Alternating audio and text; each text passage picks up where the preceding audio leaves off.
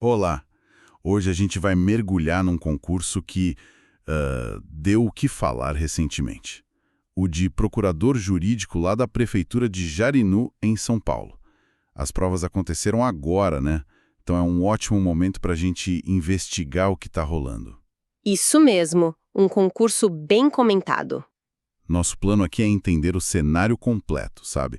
Ver qual a situação atual, como é que foi a estrutura das provas, o que precisava para participar e, claro, dar uma olhada no salário e nos benefícios, que chamaram bastante atenção. Com certeza, é fundamental entender esses pontos para avaliar o concurso. E que atenção, né? Salário inicial de R$ 10.730 para trabalhar 30 horas por semana. Isso por si só já é um destaque tanto. Então, bora lá investigar o que esse concurso de Jarinu pode dizer sobre a advocacia pública municipal hoje em dia. Vamos sim. A começar, o pessoal está naquela expectativa, né? As provas foram domingo passado, dia 26 de outubro, e a grande notícia que todo mundo está esperando é o gabarito preliminar. A previsão é sair hoje, dia 27, depois das 2 da tarde. Exato, segundo o cronograma oficial.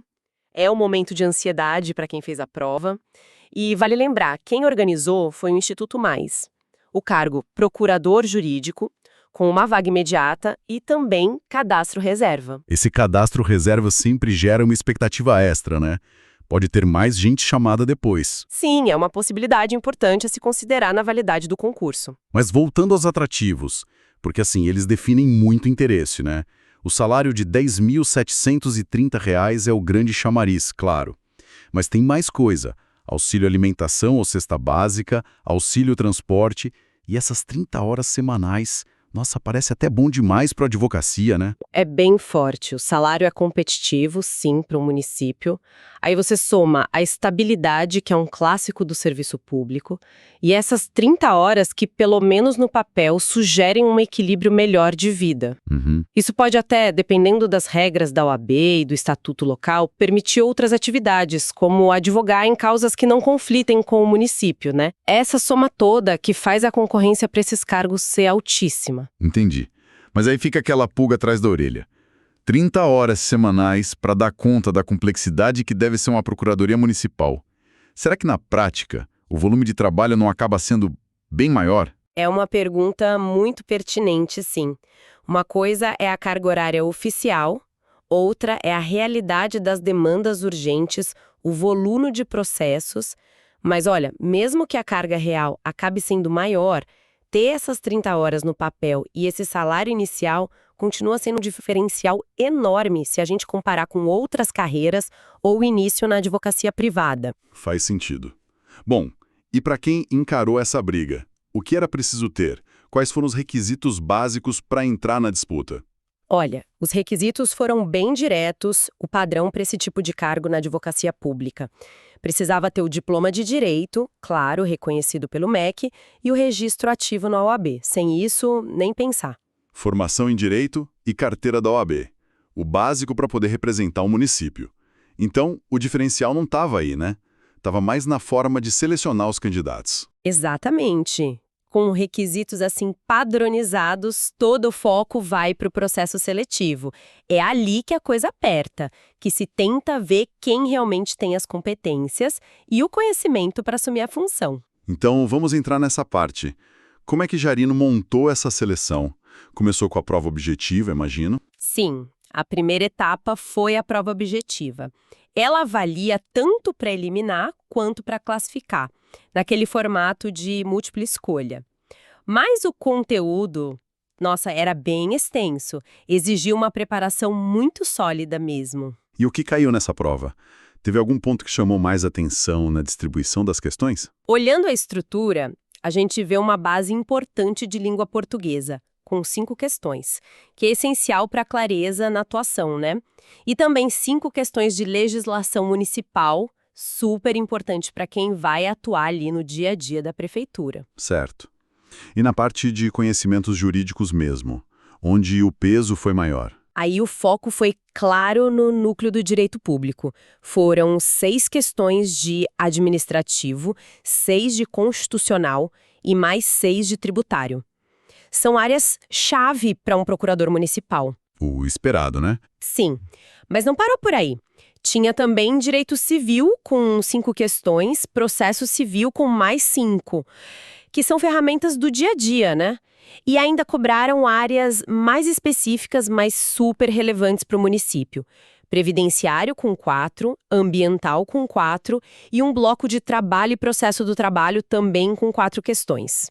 Uau, é realmente um leque bem grande de matérias. Para manter tudo isso na cabeça, a preparação tem que ser muito bem direcionada, imagina. Vai desde a base do estado até coisa bem específica do município. Sem dúvida. A amplitude é sempre um desafio nesses concursos de procuradoria. E aí, ter acesso a um bom material, uma forma eficiente de estudar, é crucial, né? O tempo é curto, a concorrência é alta. Pois é. Falando nisso, para quem está nessa batalha de estudo, seja para procuradorias ou outras áreas bem concorridas, se você é estudante e quer se preparar de verdade, entra agora em medcoub.com.br, baixa o app e aproveita o maior banco de questões do Brasil com provas anteriores de todas as instituições, questões comentadas, resumos práticos, aulas completas e flashcards prontos para revisar onde quiser. Fica a dica, então, para quem busca otimizar os estudos. Mas voltando para Jarinu, depois dessa prova objetiva tão abrangente, qual foi o passo seguinte? A próxima etapa foi a prova prático-profissional. Essa geralmente é um divisor de águas, né? Testa a habilidade de colocar a mão na massa. Como foi lá? Essa prova também era eliminatória e classificatória. O desafio era elaborar uma peça processual com um limite de 150 linhas. O tema, claro, baseado nos conhecimentos específicos do edital. Até aí, tudo dentro do esperado para uma prova prática. Mas teve um detalhe que me chamou muito a atenção. Era proibido consultar qualquer material ou legislação durante a prova. Isso não é tão comum e muda tudo, né? O que eles queriam avaliar com uma restrição dessas? Exatamente. Essa proibição de consulta é um ponto-chave para a gente pensar. Uma prova prática, assim, sem poder olhar nada, testa algo além da simples aplicação do conhecimento que você acabou de ler. Ela mede o quão fundo o candidato internalizou as estruturas das peças, os argumentos, a legislação. Exige que você não só saiba onde achar a informação, mas que já tenha ela ali, pronta para usar, e sob pressão ainda por cima. Então, dá para dizer que buscavam um profissional com o conhecimento mais na ponta da língua? Alguém capaz de pensar e produzir rápido, sem depender de ficar pesquisando na hora. Talvez valorizando mais a experiência internalizada ou uma memória muito boa. Pode ser lido dessa forma, sim. Prioriza essa capacidade de acessar e usar o conhecimento de forma autônoma, rápida. Isso pode, sim, ser visto como uma valorização da experiência prática que já virou quase instinto, ou de um estudo realmente muito aprofundado. Mas levanta aquela questão, né? Qual o equilíbrio ideal entre ter tudo decorado e ter a capacidade de analisar, pesquisar, que também são cruciais para advogar? A escolha dessa metodologia pela banca e pelo município diz muito sobre o perfil que eles imaginam. Interessante essa nuance. E além da objetiva e dessa prática puxada, ainda tinha a prova de títulos, certo? Qual foi o peso dela no fim das contas? A prova de títulos foi a última etapa de avaliação, mas só classificatória. Ou seja, não eliminava mais ninguém, mas somava pontos na nota final de quem já tinha passado pelas outras fases, podendo mudar a ordem na lista final. O objetivo é claro, dar um valor extra para a formação acadêmica complementar do candidato. E como esses pontos foram distribuídos? Que tipo de título fazia mais diferença? A pontuação foi bem definida.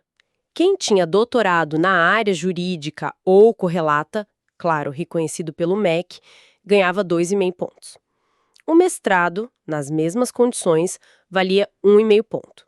E a pós-graduação lato sensu, a especialização, com no mínimo 360 horas, reconhecida e na área, valia meio ponto por certificado, até um máximo de 1,0 ponto com 2 ou mais especializações. Entendi. Então, o máximo que dava para somar com títulos era 5 pontos. 2,5 do doutorado, mais 1,5 do mestrado, mais 1 ponto das especializações. Parece uma pontuação relevante, mas talvez não decisiva sozinha. Exato. O teto da prova de títulos era de 5,0 pontos. E, claro, precisava apresentar toda a papelada para comprovar. Diplomas, certificados, históricos. O interessante é notar o peso relativo disso tudo. Embora 5 pontos possam sim desempatar ou melhorar a posição numa classificação apertada, o foco principal da seleção parece ter ficado mesmo nas provas objetiva e prática, que eram eliminatórias e tinham uma pontuação base muito maior. Isso sugere, então, que Jarino quis valorizar, sim, quem continuou estudando, quem se aprofundou academicamente, mas talvez mais como um critério de desempate ou um bônus, e não como o fator principal para escolher o procurador. O foco maior parece ter sido mesmo em demonstrar o conhecimento teórico amplo e essa habilidade prática mais imediata, sem consulta. Essa leitura faz todo sentido. A prova de títulos entra como um reconhecimento do investimento do candidato na sua qualificação formal, né? Mas a estrutura toda do concurso aponta que a capacidade de resolver os problemas jurídicos concretos que foi testada na prova prática sem consulta e o domínio daquele vasto conteúdo teórico da prova objetiva foram vistos como os pilares centrais. É um equilíbrio interessante que eles buscaram entre o saber acadêmico e o saber fazer na prática. Para a gente fechar o ciclo do processo, vamos só lembrar as datas que já passaram, para ter o contexto completo. As inscrições foram lá atrás, né, de 25 de agosto a 23 de setembro de 2025, e as provas, como a gente falou, no último domingo, 26 de outubro. Isso. Então, juntando todas essas peças, o que a gente tem? Um concurso para procurador jurídico em Jarino que se mostrou muito atraente, combinando um salário inicial forte com uma carga horária, no papel, bem interessante. As exigências para entrar eram as esperadas, direito mais OAB, mas o processo seletivo foi desenhado para ser um filtro bem rigoroso. E esse filtro usou diferentes ferramentas, né? Uma prova objetiva bem extensa, cobrindo muitas áreas do direito, uma prova prática que testou não só o conhecimento, mas essa capacidade de aplicar sob pressão e sem ajuda externa, e por fim uma prova de títulos que valorizou a formação extra, mas com peso menor comparado às outras etapas. Exatamente. O conjunto todo sugere que eles buscavam um profissional juridicamente muito completo, com base teórica sólida, agilidade para produzir peças processuais de forma autônoma e que, idealmente, também tivesse investido em formação continuada. A preparação para um concurso desse nível tem que ser realmente multifacetada. Uma análise bem completa mesmo dos detalhes desse concurso em Jarino. A gente passou pelo status atual pós-prova, pela estrutura de avaliação e o que ela pode indicar sobre o perfil buscado. Sem dúvida. E para fechar, fica uma reflexão que essa análise toda provoca. Pensando nessa combinação específica que a gente viu, salário bom, 30 horas semanais, prova prática sem consulta, valorização de títulos, como essa configuração posiciona a carreira de procurador municipal ali em Jarino, no universo das opções jurídicas? Será que o município está tentando atrair um perfil bem específico? Talvez buscando um equilíbrio entre a dedicação ao serviço público e a possibilidade de outras atividades, mas ao mesmo tempo exigindo essa internalização profunda do conhecimento jurídico? O que essa estrutura toda nos diz sobre as prioridades e, quem sabe, até os desafios da advocacia pública naquele município? É algo para a gente pensar sobre como os concursos acabam moldando o perfil dos servidores que vão defender os interesses da cidade.